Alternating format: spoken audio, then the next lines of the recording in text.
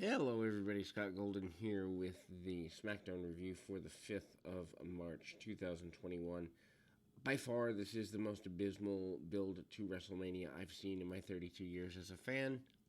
It just doesn't even feel like they care about the biggest show of the year anymore at this rate. There's a couple matches that have been built to the point where I care about them a little bit. Some of them actually, the main events and whatnot, but everything else just feels flat.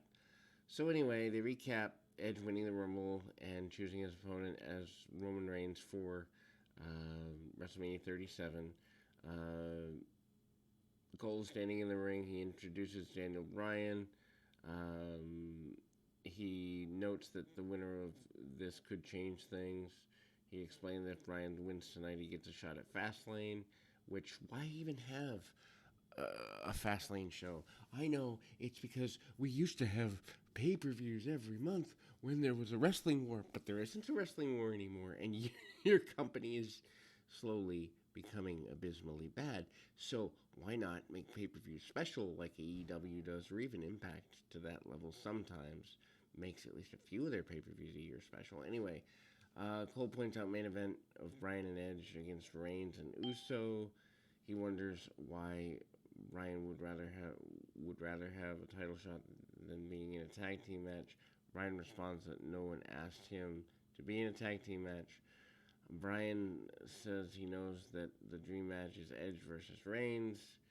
He describes it as the Attitude Era versus the Thunderdome. Bryan promises to be the one to ruin everyone's dream match, which is he supposed to be a babyface still? Then Bryan shows a video package recapping Elimination Chamber win and his loss to Reigns. This includes Edge spearing Reigns after the victory. Bryan notes he lost a lot of his career, but losing an Elimination Chamber still hurt. After losing to Reigns, Bryan rolled to the floor. He felt like a failure. As he watched Edge spear Reigns and point to the WrestleMania sign, Bryan talked about scoring low on a personality test. He said he loves wrestling and it drives him. He put it on the back burner. He said because other guys were ready to be the star. Really? There's other guys that are ready to be a star? I don't see them. Anyway, Bryan regrets putting himself on the back burner. He wrestled more times last year in the last 3 weeks than Edge and Reigns wrestled in the previous 3 months. Bryan promised that he's going to headline WrestleMania. This might be his last chance. It is a good promo. I actually would have rather seen Bryan versus Edge than Reigns versus Edge, but obviously you're not going to get that. Reigns music hits, and out comes Uso and Heyman and Reigns. We go to break. Reigns makes fun of Bryan for his drive and ambition. Reigns notes Bryan is a little underdog. Reigns says he doesn't love wrestling, he needs it. Reigns points out that he loves the business. He doesn't need the business, but everyone needs him. Reigns claims that even Bryan needs him. Reigns promised that Bryan wouldn't win against Uso tonight. Bryan tried to speak. Uso grabs the mic. Bryan gets in Bryan's face, tells him not to worry about the champion. Reigns promised that Bryan wouldn't win against Uso tonight, and then Uso tries to jump Bryan like he had in previous weeks, and Bryan is ready for Uso this time and fought back, and he sent Uso to the floor, had a brief stare down with Reigns. Not a bad opening segment. Anyway, King Corbin with Sami Zayn defeats Montez Ford with Dawkins. Corbin and Ford is it's a real styles clash. Everyone knows that I think Corbin is by far the most useless person on the main roster. Like, I can't find another, at least in the men's division, maybe in the women's division, but why? Anyway, they recap Street Profits beating Corbin and Zayn last week. I didn't even remember this happened. Zayn walked out the ramp and briefly mentioned losing last week. Before Zayn could continue, Corbin interrupts. He noted that they're not a tag team and he's a singles competitor. Corbin demanded a singles match with either members of Street Profits. and Zayn was upset because he was prepared for a tag match.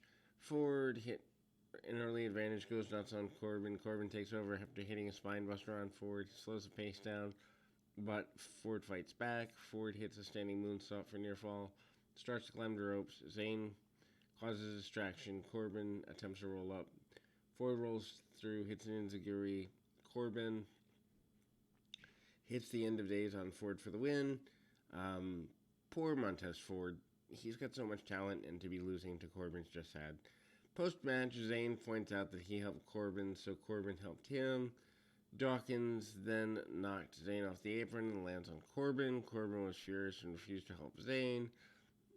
Corbin goes to the back, and we go to a break. We come back. We have the other half of this tag team mess. This time, Angelo Dawkins with Montez Ford defeats Sami Zayn. So somehow, in WWE's mind, Zayn is lower than Corbin. They do another goofy distraction finish. Dawkins is in control for the majority of the time, hits a drop kick for near fall. They fight around ringside. Dawkins hits a clothesline for another near fall. Dawkins hits a splash in the corner, hits a bulldog, and then goes for pin.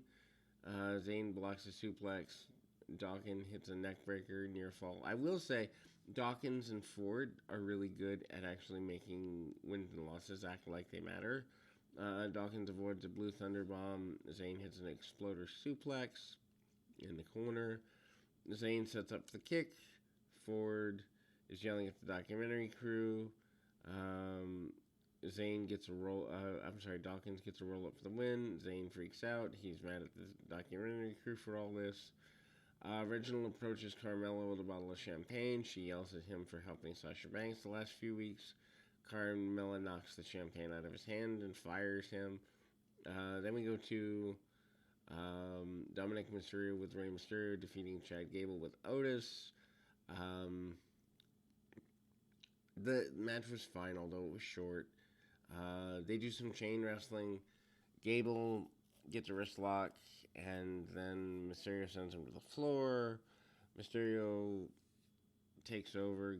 Gable fights back. Gable slows the pace.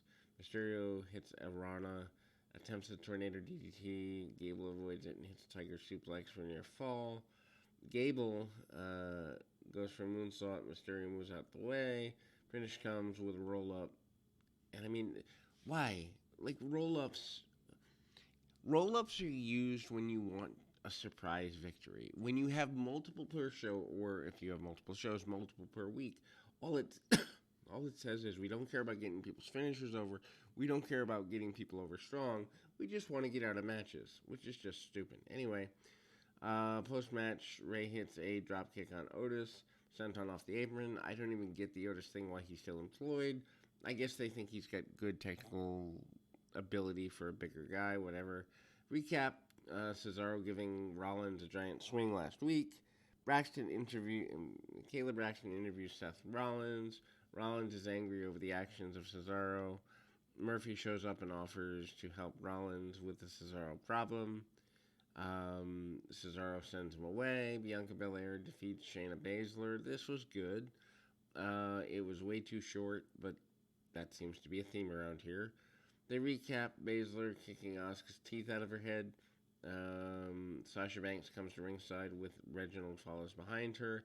So they're continuing the attempted romance of Reginald and Sasha Banks. Belair attempted drop kick, but Baszler caught the leg. Belair fought back and regained control. Baszler kicks Belair's arm, hits a knee in the corner. Baszler continues to go after the arm. Belair comes back with a suplex and a back body drop. Belair tries a double chicken wing. Baszler sends her to the floor. Belair jumps back in the ring. Baszler caught her with a knee. Jax shoves Reginald. She attacks him. Reginald moves and Jax hit Banks. Belair is distracted. Baszler goes for the Kikini clutch. Belair reverses it into the KOD for the win. Whatever. Post-match, Reginald checks on Banks. Banks stood up and slaps him hard.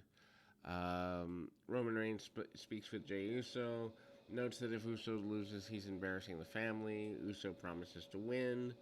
We've seen that before. Cesaro defeats Murphy. They have a really good match. Cesaro is good. More news at 11. Anyway, so Rollins joins on commentary. Rollins promises that Cesaro would never get him in another giant swing, which guarantees they're going to overuse the spot. Cesaro has an early advantage. Backbreaker near fall.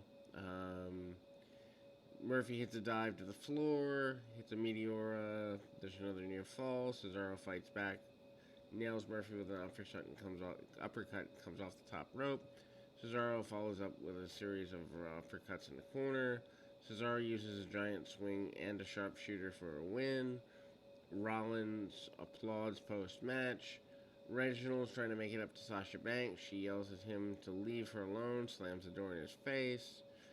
He walks past Shayna Baszler and Nia Jax while he's leaving. Baszler makes fun of Reginald and says he smells like a failure. Jax tells Baszler to chill because she thinks he's cute. So they're teasing more issues between, I think, the women's tag team champions. It's hard. I watch the shows every week. Half the time don't even know who the champions are because none of it matters. Anyway, they recap Cruz injuring Big E a few weeks ago. Cruz comes to the ring with a couple of soldiers. He notes people don't like the new Apollo Cruz. He calls himself a real African American. Cruz then said he rarely talks about who he really is. He says he feels ashamed of his Nigerian heritage when he was younger. Cruz understands that he's proud of his ancestry now. He says Big E's returning next week. He promises to defeat him for the title. Cruz is getting better. I wish the U.S. title meant more. Or the Intercontinental title, or whatever championship this is. Like the mid-card title. I wish it meant more on both brands. Anyway, Natalya and Tamina speak to Adam Pearce with Sonya Deville. Natalya and Tamina are upset because they're not getting a title shot at Fastlane again against Baszler and Jax. Pearce notes that the match they decided on, and then Pearce leaves. Deville points out she'd make a different decision. Jey Uso gets attacked by Bryan before there's a interview. Then we go to Ding Dong Hello segment with Bayley. Bayley's still one of the best talents forever. Bayley notes that some shows read mean tweets and said she's going to read sweet tweets. Anyway, Bayley read 2 tweets praising her and her talk show. She stops at reading the 3rd one. She became upset and she runs out the door. Corey Graves went into the cage, run down the rules for the match. He notes there's 3 ways to win: pin, submission, or escape the cage. Anyway, main event is decent. They work hard. They tell a good story. But not a big surprise. Jey Uso and Daniel Bryan are here. Reigns and Heyman walk to ringside. Reigns stops, looks down, and Heyman looks down at the same spot. He grabs a chair for Reigns to sit on. Bryan and Uso run at each other at the bell. They trade shots in the middle of the ring. Uso takes over, sends Bryan into the cage. Bryan cuts him off from walking out the door. Uso tries to climb out. Bryan goes after him. Bryan slams Uso's head into the cage. Uso fights back and drops Bryan on the top rope. Bryan hits a missile drop kick and works on the arm of Uso. He then climbs the cage. Uso cuts him off. Uso ties Bryan to the trio and goes after his bad knee. They fight on the top rope. Both are trying to escape the cage. Uso gives Bryan a Samoan drop off the top rope, which looked pretty cool. Back from the break, they're fighting on the top of the cage. They climb back in, fight on the top rope. Bryan hits kicks from the top rope, also cool. Uso fights back and hits a super kick, knocks Bryan down. Uso follows up with a splash off the top for a near fall. Uso tries to crawl out the door. Bryan stops him. Uso Goes back for more pins. Bryan recovers and rolls Uso up near fall. He then hits a series of elbows. Uso gives Bryan a slingshot inside of the cage. Uso then cuts him off. Bryan tries to escape. Uso drags him back in the middle. Bryan slams Uso's arm against the cage, tries for the superplex into the yes lock. Uso got to the ropes with no rope breaking the cage match. Uso finally taps out as Reigns watches from ringside. Bryan takes on Roman Reigns for the title of Fastlane and then celebrates, obviously, the end of the program. Recap that show in about 15 minutes. There's maybe 30 minutes of stuff worth watching. Everything else is easily thrown away. This show does not build toward mania or anything useful. Anyway, until next time, keep your feet on the ground, your mind in the moment. Until next time, everybody.